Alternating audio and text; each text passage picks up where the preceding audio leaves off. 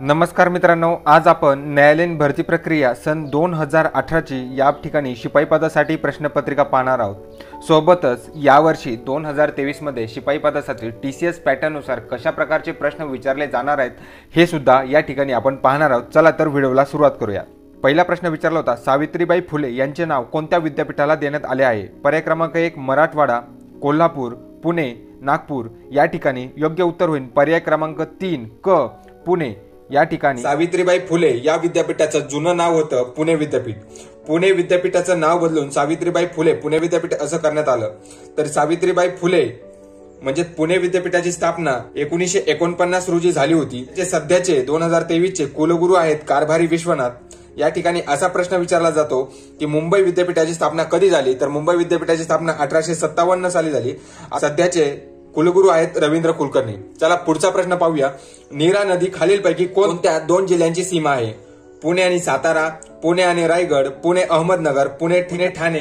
या ठिकाणी योग्य उत्तर होईल पुणे आणि सातारा या दोन जिल्ह्यांची सीमा आहे नीरा नदी।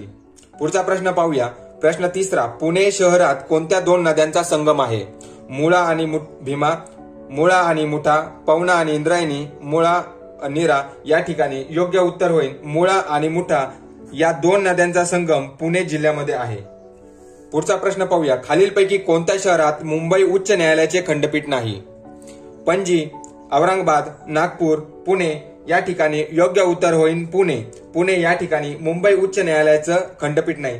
पुणे उच्च न्यायालयाची स्थापना 14 ऑगस्ट 1862 रोजी झाली होती। ठिकाणी सर्वोच्च न्यायालयाचे मुख्य न्यायाधीश आहेत धनंजय चंद्रचूड। सध्या महाराष्ट्र राज्यातील उच्च न्यायालयातील मुख्य न्यायाधीश आहेत देवेंद्र कुमार उपाध्याय। सर्वोच्च न्यायालयाचे मुख्य न्यायाधीश आहेत धनंजय चंद्रचूड। हे सध्या 50वे आहेत आणि विशेष म्हणजे त्यांचा जन्म मुंबई या ठिकाणी झालेला आहे। तर त्यांची नेमणूक कलम 124 नुसार राष्ट्रपती करतात आणि नेमणूक झाल्यावरती वयाचे 65 वर्ष होईपर्यंत त्यांचा कार्यकाळ असतो। त्यांची नेमणूक राष्ट्रपती करतात। म्हणजे सध्याचे राष्ट्रपती कोण आहेत? तर द्रौपदी मुर्मू। आणि उच्च न्यायालयाचे मुख्य न्यायाधीशाची नेमणूक सुद्धा राष्ट्रपतीच करत असतात, राज्यपाल करत नाहीत। पुढचा प्रश्न पाहूया। छत्रपती शिवाजी महाराजांचा जन्म कोणत्या किल्ल्यावर झाला? तोरणा, शिवनेरी, पुरंदर, राजगड। या ठिकाणी योग्य उत्तर होईल शिवनेरी या किल्ल्यावरती। छत्रपती शिवाजी महाराजांचा जन्म 19 फेब्रुवारी 1630 रोजी झाला, शिवनेरी किल्ल्यावर झाला। आणि मृत्यू रायगडावर झाला 30 एप्रिल 1680 रोजी। ठिकाणी छत्रपती शिवाजी महाराजांवर हमखास 1-2 प्रश्न विचारले जाणार आहेत। तर या ठिकाणी 100% प्रश्न विचारला जातो तो म्हणजे पुरंदरचा तह।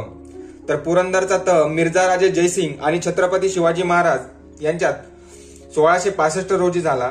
दुसरा प्रश्न विचारला जातो, पावनखिंडची लढाई कोणात झाली? पावनखिंडची लढाई बाजीप्रभू देशपांडे या ठिकाणी धारातर्थी पडले। थोडक्यात सांगतो, ज्यावेळी पन्हाळा किल्ल्याला सिद्धी जोहरने वेढा घातला होता त्याच रात्रीच्या वेळी पन्हाळ्यातून छत्रपती शिवाजी महाराज निसटले आणि शत्रूंनी घोडदळीने त्यांचा पाठलाग केला। त्यावेळी घोडखिंडीत बाजीप्रभू देशपांडे 300 सैनिकांसह घोडखिंड राखून ठेवली आणि छत्रपती शिवाजी महाराज विशाळगडावरती सुरक्षित पोहोचले। त्यावेळेस तोफेचा आवाज दिला, पण त्या ठिकाणी दुर्दैव असं की देशपांडे हे धारातीर्थी पडले। खूप हृदयदावक असा प्रसंग आहे। जिल्हा न्यायालय भरती 2023 नवीन TCS पॅटर्न नुसार शिपाई व हमाल तसेच लिपिक पदासाठी 2018 PYQ आणि TCS पॅटर्न नुसार सराव प्रश्नपत्रिका आपल्याला उत्तरासहित फक्त 99 मध्ये मिळणार आहे। बॅच जॉईन करण्यासाठी डिस्क्रिप्शन मध्ये लिंक दिलेली आहे। खाली दिलेल्या लिंक वरून प्ले स्टोर वरून स्मार्ट एज्युकेशन ऍप्लिकेशन डाउनलोड करून सर्व original PYQ, PDF, study material, सराव प्रश्नपत्रिका संच टोटल 30 PDF आपल्याला मिळणार आहेत। मेरिट मध्ये येण्यासाठी लगेच सराव चालू करा। हेच प्रश्न तुम्हाला परीक्षेत पाहायला मिळणार आहेत। किल्ले सिंहगडावरती कोणाची समाधी आहे? तानाजी मालुसरे, बाजीप्रभू देशपांडे, अण्णाजी पंत, तात्या टोपे। या ठिकाणी योग्य उत्तर होईल तानाजी मालुसरे। लढाई जिंकली होती 1670 साली, तेव्हा सिंहगडावरती त्यांची समाधी आहे। पर्याय क्रमांक 1 तानाजी मालुसरे या ठिकाणी योग्य उत्तर होईल। आपण बाजीप्रभू देशपांडे बद्दल सविस्तर माहिती पाहिलेलीच आहे। चला तर पुढचा प्रश्न पाहूयात। क्रिकेटमध्ये एका संघात किती खेळाडू असतात? 15, 8, 11, 10। सर्वांना माहित आहे क्रिकेटमध्ये एका संघामध्ये 11 खेळाडू असतात। पर्याय क्रमांक 3 योग्य उत्तर होईल। पुढचा प्रश्न, पुणे जिल्ह्याचे पालकमंत्री कोण आहेत? चंद्रकांत दादा पाटील, गिरीश बापट, दिलीप माने, रामदास शिंदे। या ठिकाणी योग्य उत्तर होईल हा 2018चा प्रश्न विचारला होता। आपण या ठिकाणी सध्याचे वेगवेगळ्या जिल्ह्यांचे पालकमंत्री पाहून घेऊयात. हे प्रश्न तुम्हाला 2023 ला टीसीएस पॅटर्न मध्ये विचारले जाणार. पुणे जिल्ह्याचे पालकमंत्री आहेत अजित पवार, ठाणे आणि सातारा जिल्ह्याचे आहेत शंभूराजे देसाई, नाशिक जिल्ह्याचे आहेत दादा भुसे, अहमदनगर शहराचे पालकमंत्री आहेत राधाकृष्ण विखे पाटील, सिंधुदुर्ग जिल्ह्याचे आहेत रवींद्र चव्हाण. पुढचा प्रश्न पाहूया. प्रश्न 9. संत ज्ञानेश्वरांची समाधी कोठे आहे? देहू, चिंचवड, आळंदी, चाकण या ठिकाणी योग्य उत्तर होईल आळंदी. पर्याय क्रमांक 3 आळंदी या ठिकाणी संत ज्ञानेश्वर महाराजांची समाधी आहे. तर देहूला कोणाची समाधी आहे? तर संत तुकाराम यांची. पुढचा प्रश्न पाहूया. प्रश्न 10. पानशेत धरण पुण्याच्या कोणत्या तालुक्यामध्ये येते? मावळ, भोर, मुळशी, वेल्हे. तर या ठिकाणी योग्य उत्तर होईल पानशेत धरण हे वेल्हे, पुण्याच्या वेल्हे या तालुक्यामध्ये येते. तर या धरणामुळे बनलेल्या पाण्याच्या साठ्याला तानाजी सागर हे नाव देण्यात आलेलं आहे. या ठिकाणी टीसीएस पॅटर्नचा प्रश्न बनलेला आहे. या ठिकाणी तुम्ही हा पाठच करून ठेवायचा आहे. पुढचा प्रश्न आहे महाराष्ट्राचे राज्यपाल कोण आहेत? तर हा 2018 साली विचारला होता. तर आपण या ठिकाणी 2023 नुसार प्रश्न पाहूयात. तर महाराष्ट्राचे 2023 चे राज्यपाल कोण आहेत? तर रमेश बैस हे महाराष्ट्र राज्याचे राज्यपाल आहेत. तर हे 24वे राज्यपाल आहेत. या ठिकाणी टीसीएस हा हमखास प्रश्न विचारते. कालावधी यांचा असतो 5 वर्ष. पात्रता असते भारतीय व्यक्ती असावी. त्याने वयाचे 35 वर्ष पूर्ण केलेले असावीत. राष्ट्रपती त्यांना पदावरून दूर करू शकतात. कलम 153 हे राज्यपाल राज्याचे घटनात्मक प्रमुख असतात आणि नामधारी प्रमुख असतात. तर महाधिवक्ता कलम आहे 105 नुसार त्याची नियुक्ती केली जाते. कलम आहे 160 नुसार. पुढचा प्रश्न पाहूयात. खूप सोपा प्रश्न विचारले जातात. प्रश्न 12. 26 जानेवारी हा दिवस काय म्हणून साजरे केला जातो? स्वातंत्र्य दिन, विजय दिन, भारत स्थापना दिन, प्रजासत्ताक दिन. या ठिकाणी 26 जानेवारी हा प्रजासत्ताक दिन पर्याय क्रमांक 4 योग्य उत्तर होईल. 15 ऑगस्ट हा स्वातंत्र्य दिन म्हणून साजरी केला जातो. कारण 15 ऑगस्ट 1947 रोजी आपल्या भारताला स्वातंत्र्य मिळालं, म्हणून त्या ठिकाणी 15 ऑगस्ट हा स्वातंत्र्य दिन आणि प्रजासत्ताक दिन म्हणजे आपलं संविधान त्या दिवशी अंमलात आलं, म्हणजे 26 जानेवारी प्रजासत्ताक दिन. प्रश्न 13. महाराष्ट्राचे विद्यमान अर्थमंत्री कोण आहेत? सध्या हा 2018चा प्रश्न आहे. त्या ठिकाणी गिरीश बापट, चंद्रकांत पाटील, गिरीश महाजन आणि सुधीर मुनगंटीवार. या ठिकाणी 2024 सुद्धा या ठिकाणी तेच उत्तर राहील. मुनगंटीवार हेच महाराष्ट्र राज्याचे विद्यमान अर्थमंत्री आहेत. पुढचा प्रश्न पाहूया. प्रश्न 14. ताडोबा अभयारण्य कोणत्या जिल्ह्यात आहे? भंडारा, वर्धा, चंद्रपूर, गडचिरोली. या ठिकाणी योग्य उत्तर होईल पर्याय क्रमांक 3 चंद्रपूर. या ठिकाणी ताडोबा अभयारण्य आहे. या ठिकाणी टीसीएस पॅटर्न नुसार विचारले जाणारे महत्वाचे राष्ट्रीय उद्यान आपण या ठिकाणी पाहूयात. ताडोबा आहे चंद्रपूर. ताडोबाची स्थापना 1955 साली झाली होती. नवेगाव आहे गोंदियामध्ये. पेंच आहे नागपूर. गुगामल आहे अमरावती. चांदोली आहे सातारा, सांगली, कोल्हापूर, रत्नागिरी यांच्या बाउंड्रीवर. आणि संजय गांधी हे आहे मुंबई या ठिकाणी, बोरिवली या ठिकाणी. हे 6 राष्ट्रीय उद्याने तुम्हाला पाठच करायचे. यावरती हमका 100% प्रश्न विचारतो. त्यानंतर अभयारण्य काही पाहून घ्या. लोणार हे अभयारण्य आहे. बुलढाणा ही उल्कापातामुळे लोणार या सरोवराची निर्मिती झाली होती. मेळघाट आहे अमरावती या ठिकाणी.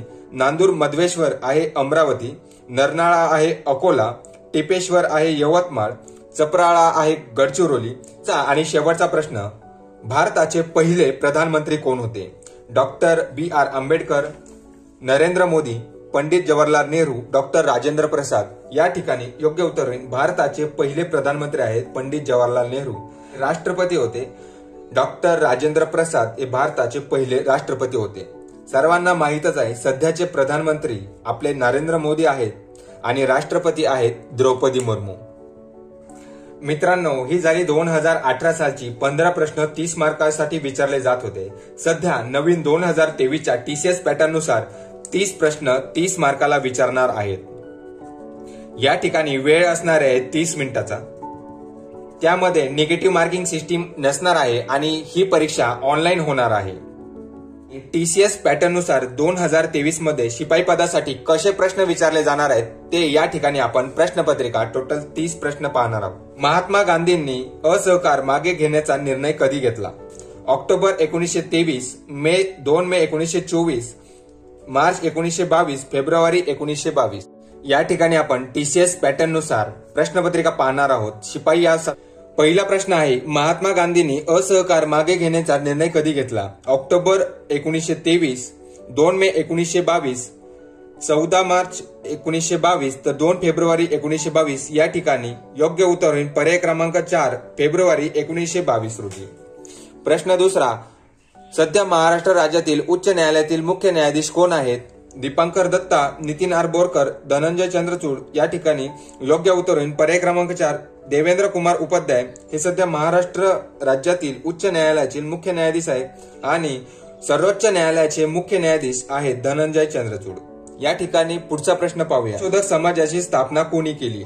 ज्योतिबा फुले, विनोबा भावे, डॉक्टर भीमराव आंबेडकर, लाला लजपतराय या ठिकाणी योग्य उत्तर होईल ज्योतिबा फुले यांनी सत्यशोधक समाजाची स्थापना केली। जिल्हा न्यायालय भरती 2023 नवीन टीसीएस पॅटर्न नुसार शिपाई व हमाल तसेच लिपिक पदासाठी 2018 PYQ टीसीएस सराव प्रश्नपत्रिका डाउनलोड करण्यासाठी स्मार्ट एज्युकेशन ऍप्लिकेशन डाउनलोड करा। या ठिकाणी बाय नाऊ किंवा गेट दिस कोर्स या ठिकाणी क्लिक करू शकता। या ठिकाणी बाय नाऊ केल्यानंतर या ठिकाणी तुम्हाला कोर्स दिसेल। या ठिकाणी तुम्ही 99 रुपये पे करून बाय नाऊ या बटनावरती क्लिक करायचं आहे। बाय नाऊ या बटनावरती क्लिक केल्यानंतर फोन पे किंवा गुगल पेने या ठिकाणी पेमेंट करायचं आहे। पेमेंट झाल्यानंतर या ठिकाणी एक तुम्हाला पेमेंटची रिसिप्ट या ठिकाणी येणार आहे। पेमेंट रिसिप्ट या ठिकाणी सक्सेसफुली पेमेंट झाल्यानंतर हे क्लोज केल्यानंतर या ठिकाणी तुम्ही कोर्सला जॉईन झालेला आहेत। या ठिकाणी कंटेंटमध्ये तुम्हाला सर्व मटेरियल भेटणार आहे। या ठिकाणी सर्व सराव प्रश्नपत्रिका आहे। या ठिकाणी सराव प्रश्नपत्रिका 1 ही आपल्याला प्रश्नपत्रिका आहे आणि त्याच्याच खाली सराव प्रश्नपत्रिका 1 याची उत्तरपत्रिका या ठिकाणी दिलेली आहे। टोटल सराव करण्यासाठी 30 PDF मिळणार आहेत। या सर्व PDF तुम्ही ऑफलाईन सुद्धा डाउनलोड करू शकता आणि पाहू शकता। या प्रश्नपत्रिका सर्व टीसीएस 2023च्या टीसीएस पॅटर्न नुसार बनवण्यात आलेल्या आहेत। या प्रश्नपत्रिकांची उत्तरपत्रिका सहित या ठिकाणी दिलेल्या आहेत। जर आपल्याला डाउनलोड करायचे असेल तर या ठिकाणी ऍक्सेप्ट बटनावरती क्लिक करायचं आहे आणि आपल्यामध्ये ऑफलाईन डाउनलोड होणार आहेत। आपण त्या कधीही पाहू शकता। स्टोअर मध्ये आपल्याला सर्व मटेरियल डाउनलोड केलेलं मटेरियल आपल्याला या ठिकाणी मिळणार आहे। भेटूयात पुढील व्हिडिओमध्ये, तोपर्यंत नमस्कार।